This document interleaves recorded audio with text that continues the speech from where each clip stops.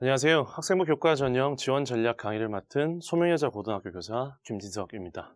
반갑습니다. 저는 오늘 크게 세 가지 부분으로 나눠서 강의를 진행하고자 합니다. 첫 번째, 교과 전형의 의미가 어떻게 되는지, 그리고 주요 교과 전형에 대한 부분들 간단히 설명드리고, 그리고 교과 전형 지원 전략에 대해서 말씀드리도록 하겠습니다. 우선 교과 전형의 의미, 교과 전형의 역설과 기회라는 제목으로 설명드리려고 하고요. 그다음 교과 및 종합 전형의 지원 성향에 대한 부분 말씀드리겠습니다. 그리고 주요 교과 전형에서는 학교장 추천 전형과 수도권 및 거점 국립대 교과 전형, 그리고 교과 전형 지원 전략 부분에서는 입시 결과를 확인하는 부분에 대해서 입학처와 그리고 대교육 프로그램을 사용하는 방법, 그리고 마지막으로 제가 생각하는 교과 전형 지원 전략에 대한 부분들을 간단히 말씀드리도록 하겠습니다. 우선 교과 전형의 의미, 교과 전형의 역설과 기회, 그리고 교과 및 종합 전형의 지원 성향에 대해서 먼저 말씀드리도록 하겠습니다. 학생부 교과 전형의 의미입니다. 2023년 대입 시행계획에 기반으로 해서 전국의 일반 대학의 각 전형별 비율을 살펴보면 다음과 같습니다. 그리고 스카이 세계대학을 살펴보면 그 비율은 이렇게 달라지는데요. 보시는 것처럼 교과 종합 그리고 정시 전형이 주축이 되는 걸 알 수 있습니다. 7개 대학으로 확대해도 역시 그 중심은 교과 종합 전형 그리고 정시 전형이 중심임을 알 수가 있고요. 그리고 20개 대학으로 확대를 해도 실제로 교과와 종합 전형 그리고 정시 전형 이렇게 중심이 됨을 알 수 있습니다. 당연히 우리는 이런 생각을 할 수 있습니다. 교과와 학종이라는 이 전형 자체가 선호대학을 진학하는 데서 필수적인 전형이라는 것, 그리고 이 종합 전형 역시 교과를 기반으로 한 전형이라는 걸 알고 계시기 때문에 우리 교과 전형에 있어서 기본적으로 어떤 전형, 교과 전형에서도 각각 어떤 대학들이 어떤 전형을 실시하는지를 정확하게 파악하고 계셔야 올해 수시 전형 지원에 도움이 되지 않을까 싶습니다. 75개로 확대했었을 때 교과 전형이 많이 확대되는 걸 알 수가 있는데요. 아무래도 수도권에서 멀어지면 멀어질수록 교과 전형이 그 비율 자체가 늘어나는 걸 이미 알고 계실 거라 봅니다. 실제로 지방거점 공립대의 경우에는 전국 규모의 그 비율과 비교했었을 때 거의 유사한 비율을 보이는데요. 실제로 지방거점 공립대의 경우에는 이 교과 전형 비율 자체가 전국 규모의 비율과 굉장히 유사합니다. 근데 차이점은 이 거점 공립대의 경우에는 다 최저를 걸고 있다는 점이 차이가 있다고 볼 수 있습니다. 교대인데요. 교대는 서울교대에서 교과 전형으로 50명 선발하는 것 이외에는 전부 다 종합 전형이고 정시 전형입니다. 방금 아주 간단하게 살펴본 비율이지만 이 비율들을 놓고 봤었을 때 우리 아이들이 어떤 대학을 지원하느냐에 따라서 주축으로 삼아야 될 전형이 달라지는 걸 알 수 있습니다. 근데 그 모든 걸 다 떠나서 결국은 이 교과 전형이라는 것 자체가 기본적으로 수시를 지원하는 데서 굉장히 중요한 전형이라는 걸 다 알고 계실 거고요. 제가 여기서 교과 전형의 역설이라고 표현한 부분은 어떤 거냐면요. 수도권에서 멀어질수록 교과 전형이 확대된다는 겁니다. 수도권에서 멀어질수록 교과 전형이 확대된다는 얘기는 실제로 교과 성적이 안 좋은 학생일수록 수도권에서 멀어지는 대학들을 쓸 가능성이 사실 크죠. 그렇기 때문에 교과 전형이 성적이 낮을수록, 교과 성적이 낮을수록 교과 전형 선발 비중이 높은 대학에 간다는 의미에서 교과 전형의 역설이라는 표현을 써봤습니다. 실제로 우리 학생들을 중상위권 학생과 중하위권 학생으로 양분을 만약에 한다라고 봤었을 때 이 중상위권 학생들 같은 경우에는 교과 전형에서 올해 학교장 추천 전형을 중심으로 해서 지원 전략을 세울 수 있고요. 중하위권 학생들 같은 경우는 사실은 최대 전형, 즉 지방으로 가면 갈수록 교과 전형이 확대되기 때문에 그 교과 전형을 쓸 수밖에 없다라는 것, 그걸 알 수 있습니다. 그리고 사실은 이 중상위권 학생과 중하위권 학생 그 중간이 어디인지는 사실은 명확하게 말씀드리기는 어렵겠지만 어쨌든 내신 성적이 4등급에서 6등급 사이의 학생이라고 만약에 규정한다면 그 학생들 역시 이 추천 전형과 그리고 최대 전형이라 할 수 있는 지방대학의 교과 전형 사이에서 어떤 기회를 찾을 수 있지 않을까 생각합니다. 교과 및 종합전형 지원 성향인데요. 실제로 작년에 그리고 재작년에 이 대학들 보이시죠? 연대부터 국민대까지의 대학이 있고요. 그 다음에 숭실대부터 한양대 에리카까지 이렇게 대학들이 있습니다. 2021학년도 대입과 2022학년도 대입에 있어서 실제로 교과 전형에서 얼마나 학생들을 모집했는지 그리고 지원을 했는지 경쟁률이 어땠는지를 보여주는 표라고 볼 수 있는데요. 여기 보시는 것처럼 실제로 2021학년도의 모집 인원 그리고 2022학년도의 모집 인원을 이 15개 전형에서 비교를 해보면 대략적으로 76명이 감소했음을 알 수 있습니다. 굉장히 작은 변화죠. 이 오른쪽에 있는 대학들 역시 마찬가지입니다. 숭실대부터 한양대 에리트카까지의 15개 대학들 똑같이 놓고 봐도 2021학년도 대입에 비해서 2022학년도 대입이 훨씬 더 모집 인원이 조금 증가했음을 알 수 있습니다. 큰 차이는 아니죠. 실제로 이쪽 그룹에 있는 대학의 모집 인원 변화와 이쪽 그룹에 있는 대학의 모집 인원 변화는 합쳐봤자 불과 100명도 되지 않습니다. 그런데 실제로 여기 2022학년도, 2021학년도에서 2022학년도 갔었을 때 학생부 교과 전형 15개 전의 지원 인원의 변화는 굉장히 크다는 걸 알 수 있습니다. 여기도 역시 마찬가지죠. 굉장히 변화가 큽니다. 두 그룹 전체를 놓고 봤었을 때 30개 전형에서 실제 인원의 변화는 100명도 되지 않지만 지원 인원의 변화는 무려 47,000명이 넘는다는 걸 알 수가 있습니다. 작년에 그만큼 교과 전형에 많은 학생들이 지원했음을 알 수 있습니다. 종합 전형도 비슷한 경향을 보이는데요.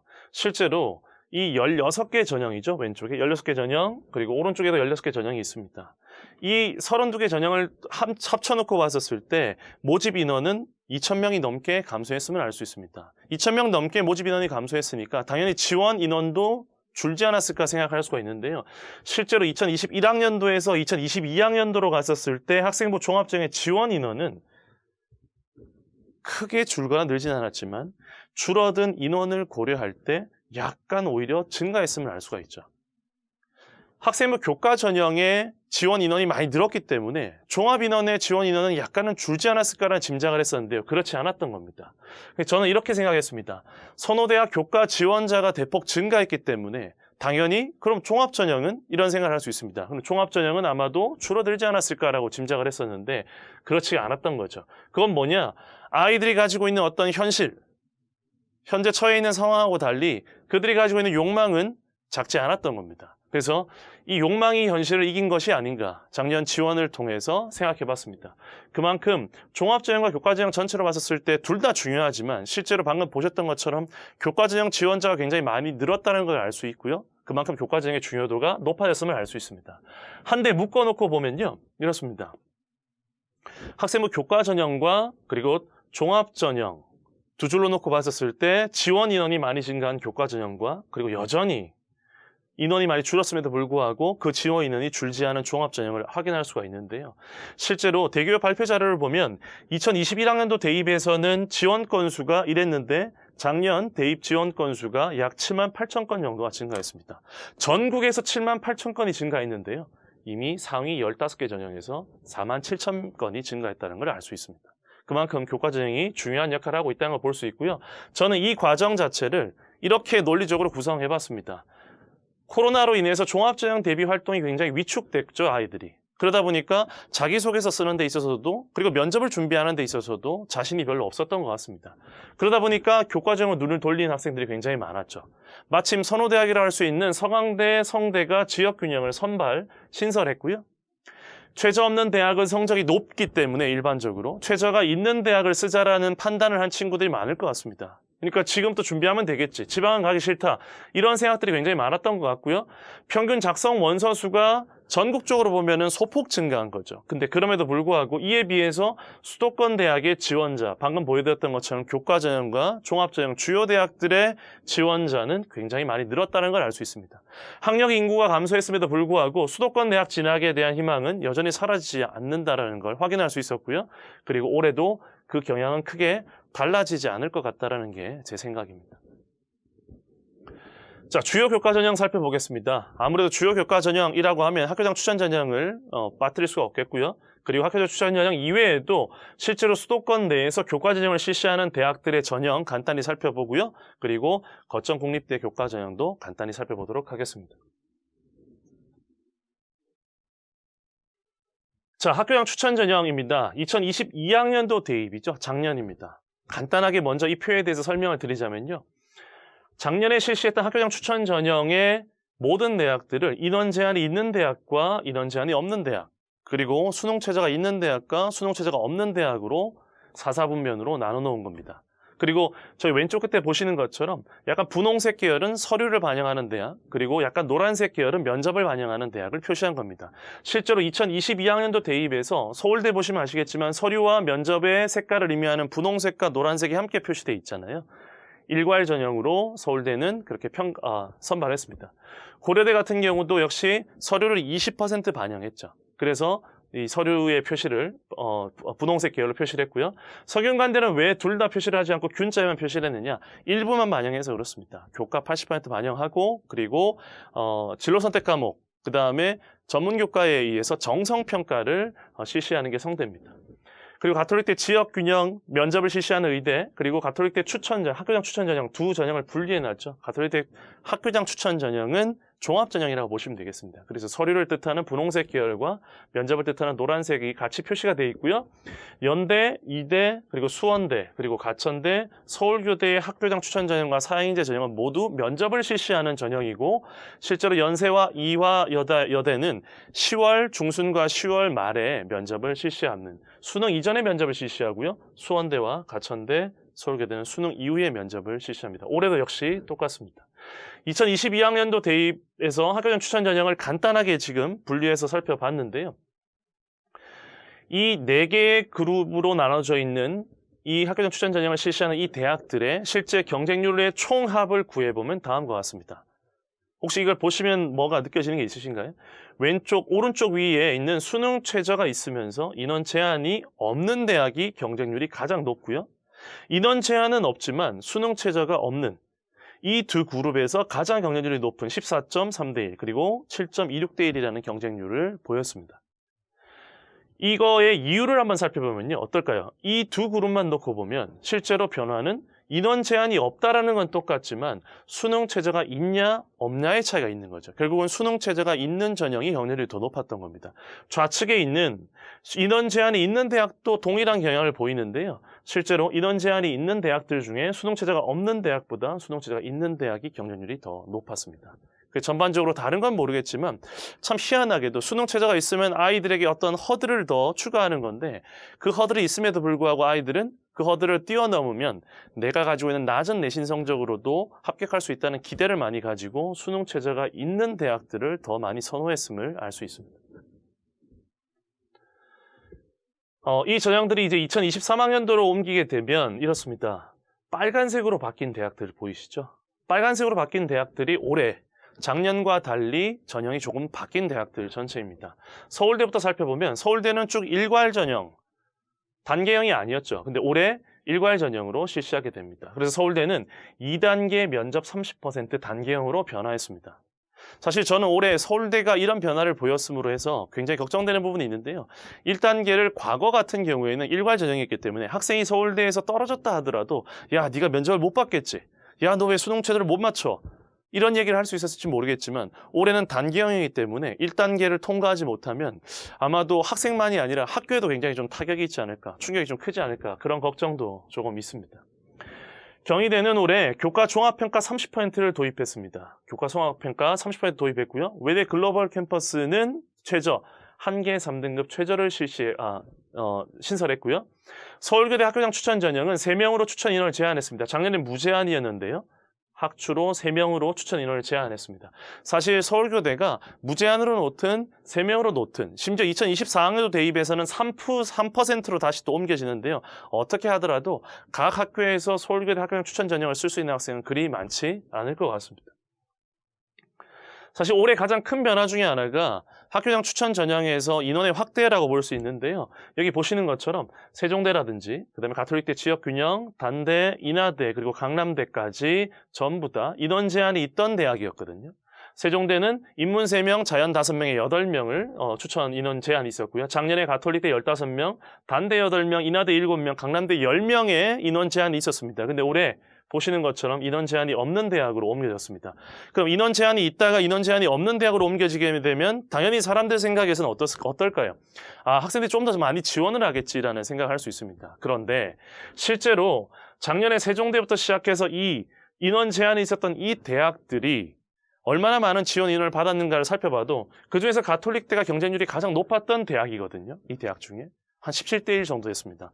그럼에도 불구하고 실제 지원 건수를 따지고 보면 학생들이 15명을 지원하는 학교는 거의 없다고 보시면 됩니다. 인근 지역에 몇몇 고등학교는 있을 수는 있겠죠. 근데 거의 없다고 보시면 돼요. 그렇기 때문에 이 대학들이 심지어 인원 제한을 없앴다고 하더라도 경쟁률이 더 드라마틱하게 뛰거나 그런 일은 저는 없을 거라고 생각합니다.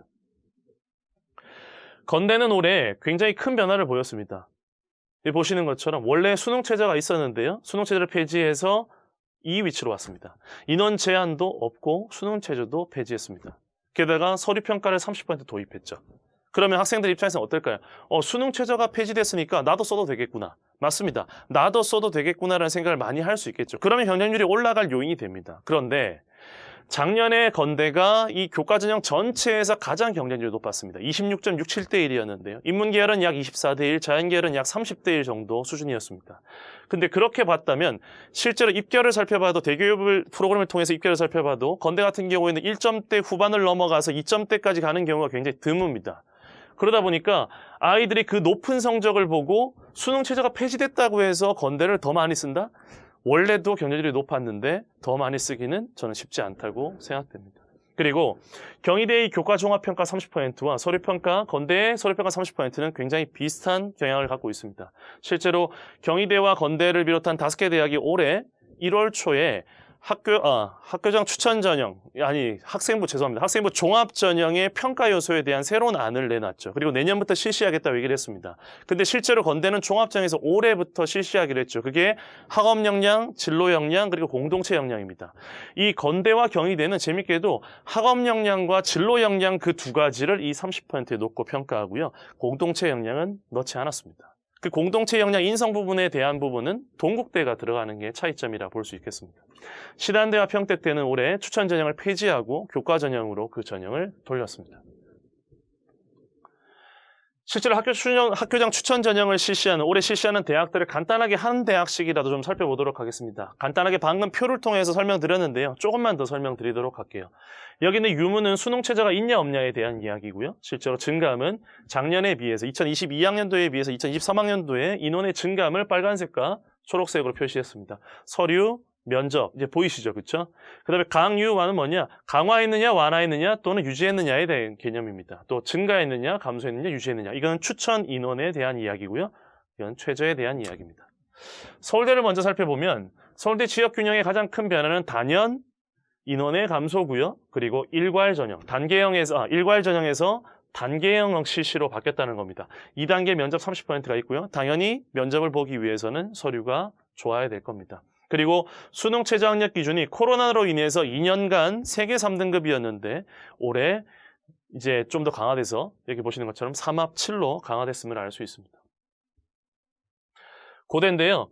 고대 같은 경우는 실제로 이 인원 변화라든지 이런 것들보다는 이 서류에 대한 중요성이 저는 올해 좀 커질 거라고 생각되는데요. 왜냐하면 수능 최저가 3합 5, 6에서 3합 6, 7로 바뀌었습니다. 수능 최저가 완화된다는 얘기는 실제로 성적대가 조금 더 올라갈 가능성이 있고요. 성적대가 조금 더 올라간과 동시에 이 서류의 반영 비율 역시도 큰 의미를 가질 수 있다고 생각됩니다. 근데 수능 최저가 완화됨으로 해서 고대가 가지고 있는 그 원래 자체의 어떤 지원풀 사이에서 변화가 생겨서 성적 향상 효과가 생길 수 있느냐? 잘 모르겠습니다. 왜냐하면 기본적으로 서울대를 비롯한 연대, 고대와 같은 이런 대학들은 쓸 수 있는 자원이 굉장히 좀 한정적이기 때문에 그 한정적인 자원이 매해가 갈수록 크게 변화한다고 생각되지 않습니다. 그래서 어차피 쓸 아이들이 쓰는 전형인데 거기에서 수능 체제가 조금 완화됐기 때문에 성적의 중요도가 조금 더 높아짐과 동시에 이 서류 역시 중요해질 것 같다. 그리고 서강대, 성대, 한양대의 성적에 대한 하락 효과도 약간 있지 않을까. 다음 시트에서 또 보여드리도록 하겠습니다. 연대는 변화가 없습니다. 인원에 대한 변화도 없고요. 그리고 수능 체제 없고요. 근데 다만 재작년에 연대 경쟁률이 약 8점 후반이었고요. 작년은 한 4점 후반이었습니다. 경쟁률이 굉장히 많이 떨어졌죠. 그렇다면 올해는 어떨까요? 경쟁률이 올라갈 가능성이 전 크지 않을까 생각됩니다.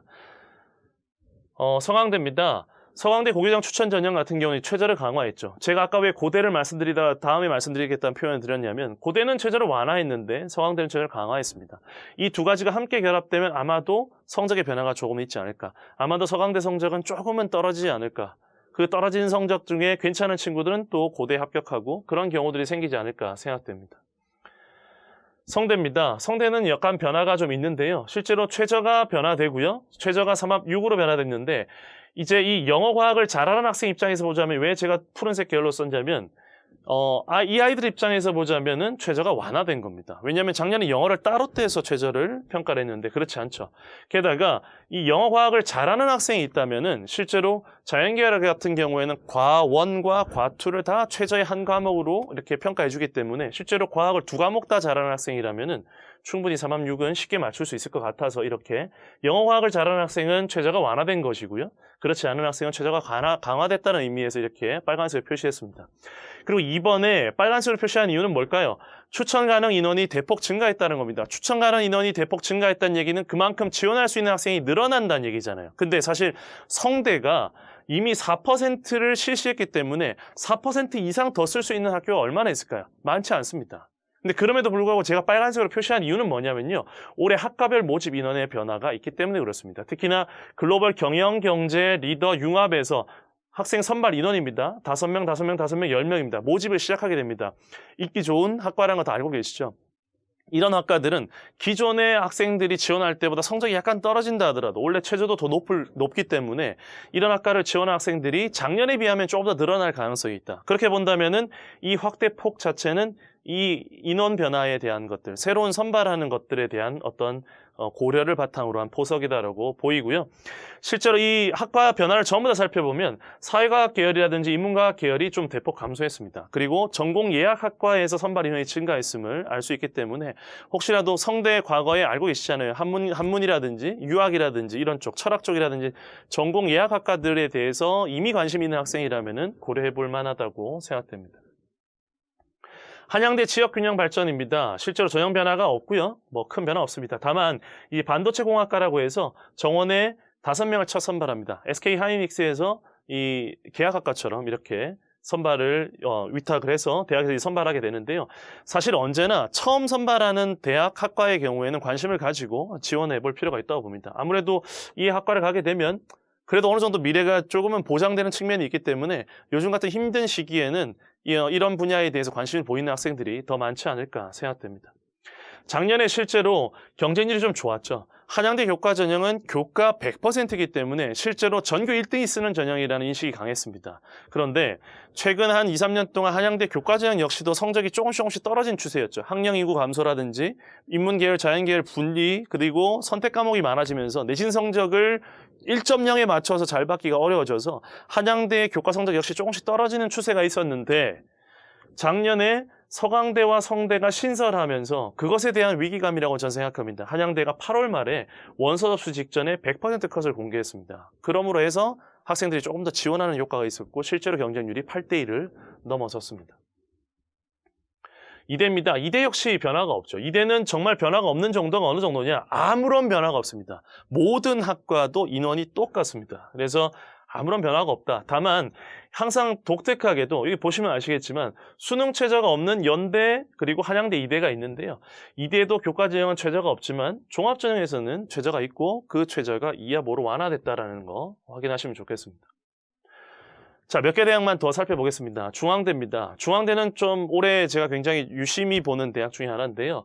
교과 비율이 일단 확대됐다는 의미가 있고요. 그 다음에 교과 반영이 확대됐습니다. 과목 수가 늘어나기 때문에 당연히 푸른색으로 표시한 이유는 성적이 떨어질 가능성이 있다는 겁니다. 성적이 떨어질 가능성이 있지만 그게 그 변화폭은 크지 않을 것 같고요. 그리고 최저는 유지됐고 안성은 최저를 폐지했습니다. 추천 가능 인원이 10명에서 20명으로 확대됐는데요. 사실은 이 확대되는 것도 의미가 있습니다.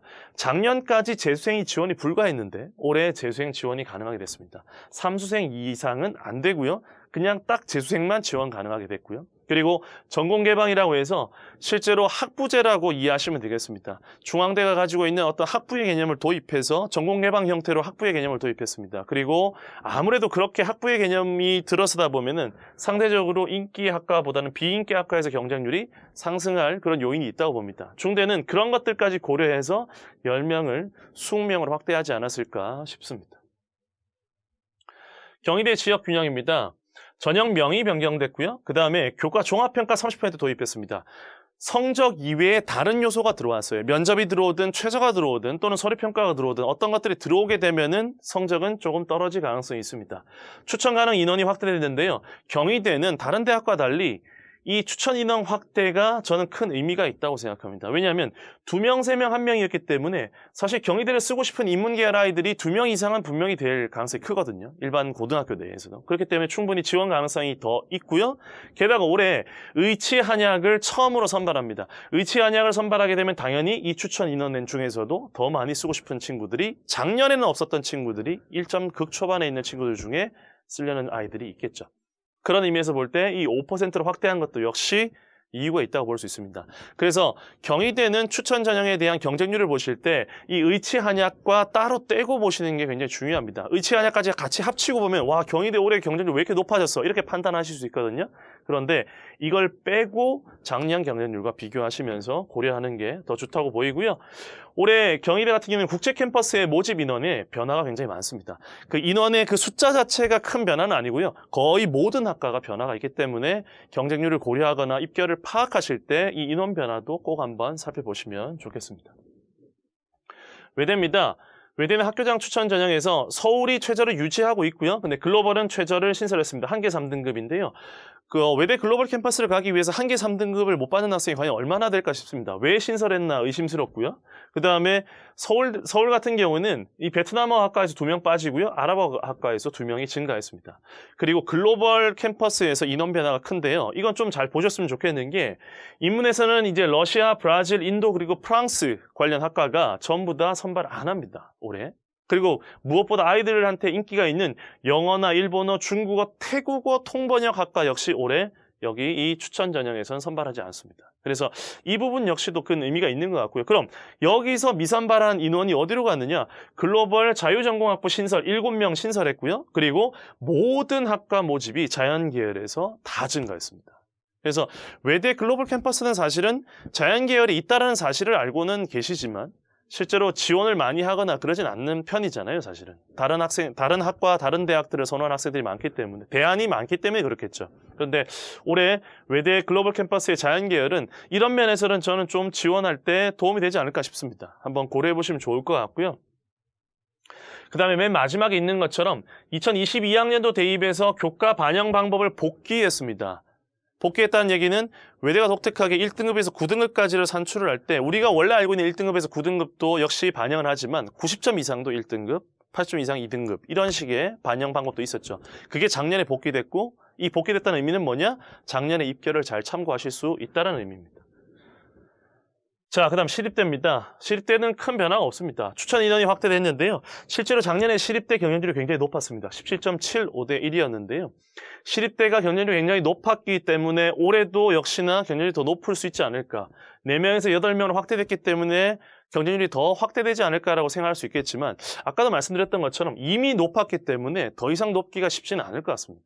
그리고 생각보다 시립대 같은 경우에도 수능 체제를 굉장히 충족하는 인원들이 굉장히 많았고 입결도 봤었을 때 생각보다 많이 떨어지진 않는 것 같더라고요. 그래서 지원율 상승의 여력은 좀 있어 보이지만 여기 보시는 것처럼 중대나 경희대가 확대됐다는 면 이런 것들도 함께 놓고 보신다면 시립대 같은 경우에 더 추천 인원이 확대됐다고 해서 지원이 굉장히 많이 증가할 거라고 보기는 좀 어려울 것 같습니다. 자, 다음으로 이제 일반 전형, 수도권에 있는 그냥 교과 일반 전형을 이제 표로 또 나타냈는데요. 이 보시는 것처럼 명지대, 덕성여대, 동덕여대 36대부터 해서 차이과 대학까지 이렇게 표시되었습니다. 여전히 그 틀은 똑같고요. 여기 보시는 것처럼 최저에 대한 유무, 붉은색과 초록색으로 표시했고 인원 증감, 그리고 교과 반영, 그리고 서류 면접에 대한 것들을 표시했고요. 비고란에서는 좀 참고할 만한 내용들을 함께 넣어뒀습니다. 특히 학교장 추천 전형을 같이 실시하는 대학들을 표시를 다 해뒀는데요. 명시대는 교과 면접, 이미 전형명에 드러나죠. 교과와 면접이 있다는 겁니다. 1단계 교과를 통해서 선발하고 그 다음에 면접을 실시하는 거죠. 학교장 추천 전형을 실시하고 있습니다. 근데 이 학교장 추천 전형과 교과 면접 차이는 뭘까요? 여기는 면접이 없는 거고 여기는 면접이 있는 거겠죠. 역시 덕성여대도 학생부 100% 전형을 실시하고 있는데 또 고교 추천으로도 교과 100% 전형을 실시하고 있거든요. 차이가 있습니다. 이 고교 추천 전형은 전과목을 반영하고요. 그 다음에 학생부 100 전형은 4개 영역 중에 최우수 3개 학과의 4개 과목씩을 반영하는 약간의 그 반영 방식에서 차이가 있습니다. 경기대도 역시 마찬가지로 추천 전형은 전과목을 반영하지만 교과 성적 우수자는 그러지 않습니다. 그래서 제가 이 표를 만들면서 생각했던 게 뭐냐면 기본적으로 수도권에서 교과 전형을 실시하고 추천 전형을 실시하는 대학 중에 중복으로 실시하는 대학들이 있다는 거. 중복으로 실시하는 대학들은 그 전형이 가진 의미를 파악하셔서 어떤 게 학생들에게 더 유리한지를 고려하신 다음에 지원하는 게 중요할 것 같고요. 그 다음에 이 전형 구별이 가능하기 때문에 그 전형의 차이를 명확하게 알고 계셔야만 지원에 도움이 분명히 될 것 같습니다. 그리고 여기 보시는 것처럼 면접을 실시하는 대학들이 꽤 많이 보이시죠? 면접을 실시하는 대학들이 꽤 많은데요. 저는 이렇게 생각합니다. 면접 실시 대학들은 실제로 기회인 대학이 다수라고 생각합니다. 이 기회라는 게 누구한테 기회일지는 정확하게 판단하기 어렵죠. 사실 내신이 4점이라면 명지대 교과 면접이 기회인가? 또는 예를 들어서 369대가 기회인가? 또는 뭐 대신대 같은 경우는 5점대가 기회인가? 그때 다를 수 있겠지만 작년에 입결을 참고하셔서 판단하시면 충분히 그 커트라인이라든지 또는 70% 컷 또는 편견 등을 고려하셔서 어떤 학생들이 어떤 성적대 학생들이 기회인지 파악하실 수 있다고 생각되고요. 제가 말씀드리고 싶은 건 이 부분입니다. 제발 좀 싫어도 준비를 하고요. 못해도 좀 준비를 해야 여기 있는 이 기회들을 살릴 수 있을 것 같습니다. 실제로 작년에 저희 반 학생 중에도 안양대 아리학생부 면접 저 전형으로 실제로 한 번도 이때까지 종합전형이라든지 면접 전형을 준비를 생각하고 있지 않던 친구인데 단순히 수시 처리됐었을 때 경쟁률만 보고 선생님 이 경쟁률 낮은데 여기 한번 써봐도 어떨까요? 그때부터 면접 간단하게 준비해서 합격한 사례도 있습니다. 실제로 중위권 이하의 대학에서는 좀 이런 얘기가 좀 그렇긴 하지만 학생들이 조금만 준비를 하면 차별화를 쉽게 보일 수 있기 때문에 조금이라도 준비할 수 있는 친구라면 준비시킬 수 있다면 더 좋은 결과를 얻을 수 있을 거라 생각됩니다. 그 다음에 평택대부터 그 다음에 협성대까지가 있고요. 인천에 인천대가 있습니다. 역시 그 같은 틀로 이렇게 보여드렸고요. 평택대는 추천 전형 폐지를 했죠. 그리고 교과 전형으로 통합됐다 보시면 되겠습니다. 올해 이제 드디어 한경대 같은 경우는 안성캠과 평택캠으로 나눠서 이렇게 실시를 하고요. 한국공학대학 알고 계시죠? 한국산업기술대학이라 불렸던 한국공학대학이 이렇게 실시를 하고 있습니다. 그리고 인천대 같은 경우는 교과 성적 우수자가 최저가 있고요. 근데 여기 있는 지역균형은 최저 없이 이렇게 실시하고 있습니다. 내신 4점 이하 학생들도 충분히 쓸 수 있는 대학이 많고요. 혹시라도 정시 준비가 안 돼 있다면 좀 적극적으로 지원하는 게 좋습니다. 이 적극적으로 지원할 때 일반 대학에 대한 지원뿐만 아니라 전문 대학에 대한 지원까지 같이 이렇게 조합을 한다면 더 좋은 결과를 기대할 수 있을 거라 생각됩니다.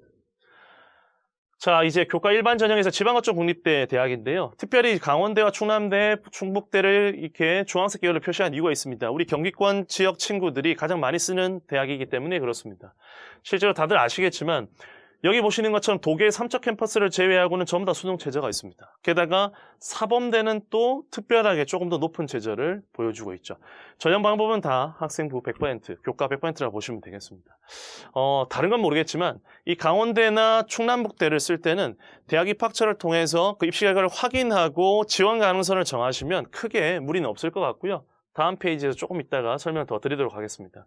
최저가 가능하다면 5점대까지도 지원이 가능합니다. 실제로 입결을 살펴보시면 아시겠지만 굉장히 낮은 성적대 친구들이 3합 12 정도 또는 3합 12 또는 3합 한 11, 12 이 정도 선을 맞췄기 때문에 4점대가 아니라 5점대 심지어 6점대 합격자도 나오는 게 현실입니다.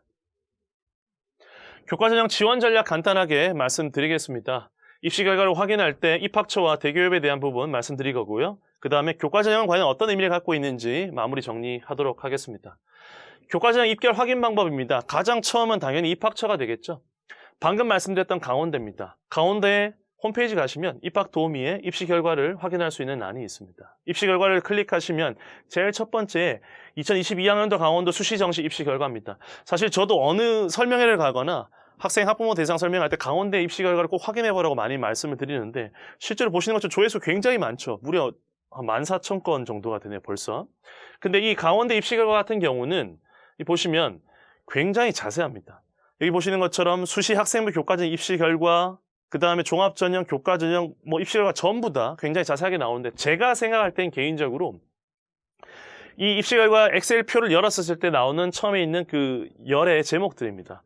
모집 인원, 지원자, 경쟁률, 최저기준 충족 인원, 등록 인원, 후보 충원 등록 인원, 등록처 최종 후보 순위 굉장히 자세하게 나와 있어서요. 저 개인적으로 볼 때는 이 우주에서 가장 자세한 입결을 보여주는 게 강원대가 아닌가 싶습니다. 모든 정보의 시작은 당연히 대학교 입학처여야 되고요. 선생님들이 직접 다 확인하시려고 하실 필요는 없어요. 아이들이 기껏 해봤자 살펴보는 대학은 10개입니다. 정말로 많아요. 10개잖아요. 그 10개 대학들을 네 손으로 직접 확인해보라고 꼭 시켜주셔야 돼요. 특히 여름방학 전에 그런 얘기를 해주시면 아이들이 스스로 책임감을 갖고 할 수가 있고요. 그리고 선생님들이 이 모든 짐을 다 짊어지지 않으셔도 됩니다. 왜냐? 결국 대입은 그 결과가 어찌됐건 간에 그 결과에 대한 책임은 전부 다 학생 거거든요. 미리 그런 것들을 말씀해 주시고 스스로 자신들이 이런 입학 도움이라든지 입시 결과를 확인하는 방법을 아이들에게 미리 좀 알려주시면 좋을 것 같다는 생각이 듭니다. 네, 그리고 종합전형과 교과전형, 저는 이렇게 생각합니다. 입결을 이제 얘기를 할 때 종합전형 입결과 교과전형 입결은 분명히 다르죠. 종합전형 입결은 그저 참고 자료에 불과합니다. 그런데 교과전형 입결은 입결을 반드시 살펴야 되고 굉장히 중요한 기준점이 됩니다. 그런데 전해만 살피는 게 아니라 그 전에 적어도 한 2년, 3년 정도는 살펴보면서 전형 변화와 함께 고민하시는 게 중요하겠죠. 그리고 종합전형은 사실은 그냥 우리가 보는 프로그램상의 입결도 중요하지만 재직교육 입결이 가장 중요합니다. 실제로 우리가 가르치는 아이들, 그 바로 한 해의 선배들이, 두 해의 선배들이 어떤 성적으로 어떤 활동을 바탕으로 해서 어떤 자기소개서를 써서 이 대학에 합격했는지 떨어졌는지를 살피는 게 굉장히 중요하고요. 그 다음에 교과전형은 방금도 말씀드렸던 것처럼 이 전형이 어떤 식으로 변화하고 모집 인원은 어떻게 변화했는지, 전형이 가지고 있는 그 어떤 특징, 교과의 비율이라든지 면접, 최저 등의 어떤 변화들을 함께 살피셔야 실제로 그 전형이 가지고 있는 어떤 의미를 파악하실 수가 있고 지원을 하는데 도움이 되실 수 있다고 봅니다. 이런 것들을 바탕으로 해서 이제 지원 전략을 수립하는 게 저는 맞다고 보고요. 마지막으로 이제 교과전형 지원 전략을 간단하게 말씀드리고 마무리하도록 하겠습니다. 학생부 교과전형 지원 전략을 크게 4가지로 제가 표현해 봤는데요. 사실 학생부는 그렇습니다. 교과전형을 우리가 지원을 할 때 6장의 카드 중에 어디가 학생부 교과전형이 담당하고 있는 영역인가라고 했었을 때 실제로 과거에는 불과 2년, 3년 전만 해도 그렇습니다. 수시 지원의 안전판이라는 표현을 썼죠. 교과전형은 어떻게 쓰였습니까? 야, 너는 이 정도 쓰면 합격할 수 있으니까 여기 깔고 쓰자라는 의미가 굉장히 강했습니다. 그래서 최저가 안 되면 성적이 좀 더 높아야 되고 최저가 되면 그래도 상대적으로 성적이 조금만 낮아도 쓸 수 있는 대학들이 있었죠. 그래서 수시 지원의 안전판의 의미가 강했는데 작년에 추천전형이 실시되고 아까 추천전형에서 경쟁률을 보셨다시피 최저가 있는 대학들의 경쟁률이 훨씬 더 높았습니다. 그 말은 뭐냐? 수능 최저가 우리 아이들에게 굉장히 높은 허들이 될 수 있지만 그 허들을 넘었으면 실제로는 1.5만 붙을 수 있었던 대학이 1.6도 붙고 1.7도 붙을 수 있겠다. 그래서 작년에 고대 경쟁률이 그렇게 높았던 거잖아요. 소신 지원의 가능성이 생겼다는 겁니다. 그게 최근에 좀 차이점을 볼 수 있겠고 아까도 계속 말씀드렸던 것처럼 추천 인원이 확대되고 그다음에 모집 단위의 변화라든지 최저나 또는 지원 자격 변화 이런 것들도 함께 고려하셔서 실제로 지원을 고려하셔야만 제대로 된 지원이 될 수 있을 것 같습니다. 경쟁률입니다. 사실 경쟁률은 굉장히 중요하죠. 누구나 알고 싶지만 알 수가 없습니다. 그래서 문제입니다. 대응만이 가능할 뿐이죠. 첫째 날 보고 둘째 날 보고 마지막 경쟁률까지 보면서 과연 이 경쟁률 추이를 봤었을 때 이 대학의 최종은 어떻게 될까에 대한 대략적인 짐작들은 하고 실제로 지원을 하실 겁니다. 그런데 그런 경향이 점점 더 강해지다 보니까 실제로 학생들이 또는 학부모님들이 선생님들께서 최종 경쟁률을 공개하는 그 시점까지 지원을 잘 안 하는 경향이 더 커지고 있는 것 같아요. 그래서 과거에는 마지막에 보이는 이 최종 경쟁률에다가 곱하기 1.5를 하면 최종 경쟁률이 된다라는 그 막연한 어떤 생각이 있었는데 저는 이제 그게 1.5가 아니라 1.6을 곱해야 되고 1.7을 곱해야 되는 게 아닌가라는 생각이 듭니다. 대응만이 가능한데 이 대응이 가능하기 위해서는 어떻게 해야 되냐? 바로 대비를 해야 됩니다. 그래서 어떤 대안을 갖고 있어야 되는 거죠. 6장의 카드 중에 학생부 교과전이 어디 있을지는 잘 모르겠지만 A, B, C, D, E, F, G의 6장의 카드를 갖고 있다면 그 각각에 대한 대안을 미리 고려하고 있어야만 나중에 대안을 통한 대응이 가능할 거라고 저는 생각합니다. 실제로 학생들이 학과를 고집하는 친구들이 많이 있죠. 어떤 전형을 막론하고. 근데 이 학과를 고집한다고 했었을 때 인문계열 아이들은 이제 복수전공 그리고 자연계열 역시 복수전공이라든지 또는 교차 지원 또는 전과까지 고려해서 학생들이 대학을 지원하는 방향도 고민하면 좋겠습니다. 다만 선생님들 복수전공은 그래도 좀 수월한 편이에요. 특히 인문계열에서 복수전공하는 건 그리 어렵지 않습니다. 대부분의 대학에서 많은 아이들이 하고 있고요. 그런데 자연계열 아이들이 공대를 가서 다른 학과를 복수전공한다? 사실 쉽지 않습니다. 그런 요소들도 좀 고려하시면 좋겠고요. 전과 요즘 말이 많아서 그냥 아무렇지 않은 것처럼 생각할지 모르겠지만 전과가 쉬운 대학이 있긴 합니다. 근데 전과가 쉬운 대학이 있다고 해서 내가 그 전과를 한 다음에 쉽게 공부를 할 수 있는 건 아닙니다. 그런 부분들도 다 고려하셔서 지원을 도움을 주시면 좋겠습니다.